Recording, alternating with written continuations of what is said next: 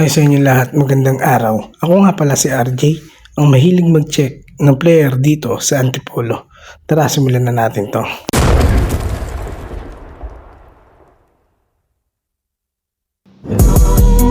Dito unang naka-score si Bata, ang pumalit sa kuya na di marunong maglaro at nasundan kagad ni Injury Man ang score na ito at agad naman itong binawian ni Daniel Padilla sa layup niyang simple lang.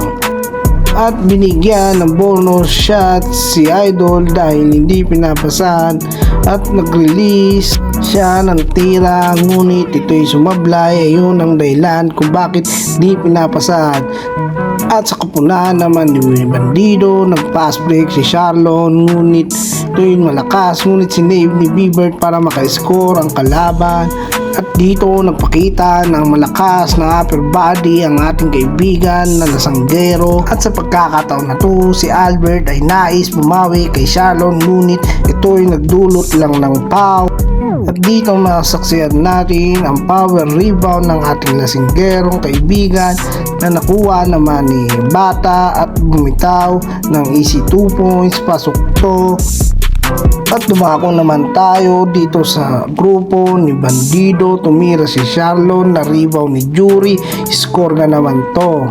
At sa kabila naman na grupo na kala Albert, na pabayaan si Bata na open shot, easy score to. At dito sa pass break na to, kitang kita ang bilis ni Jeffrey na signagot naman sa kabilang punan ni Injury Man. Agad naman umapila ang kapunan ni Bandido dito sa kabila.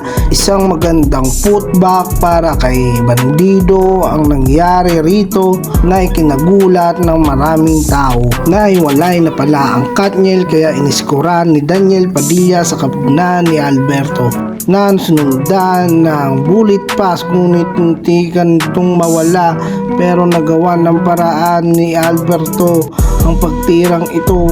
At sabay init naman ng kamay dito sa kapunan ni Bandido si Jury at nasundan pa nga ito ng isang tira mula kay Jury upang tuluyan lumamang na sila sa kapunan ni Alberto. At nasundan pa nga ito ng score mula kay Jeffrey sa kapunan ni Bandido. Isang magandang pass break at mabilis na pagtira at tuluyan na lumaki ang lamang ng kabilang kapunan nila Bandido at nabigyan pa ng isang pagkakataon na makatira si Jury. At nasundan pa ito ni Ryan Poole ng style peke boom na tumagat si Daniel Padilla, ngunit hindi pumayag ang big man ng kabila. Agad-agad itong sumagot sa score na iyon na sinundan naman kagad ni Alberto ang easy shot na ito na muntik pang hindi pumasok. At sa kabilang kupunan kala Bandido, dumidiskarte si Jeffrey, si Perino. Ngayon ay naka magic shot, ngunit sumablay ito na kaagad na rebound ni Daniel Padilla at nag coast to coast. Ngunit sumagot kaagad dito sa kapunan ni Bandido si Jury. At dito uminit na rin ang kamay ni Bata at tumira sa gilid, pasok kaagad na sinundan kaagad ng paghuli ng kanyang pag-layup. Ang siyang nagudyat para maglas na ang kabila, ngunit hindi pumayag ang kupunan nila Bandido.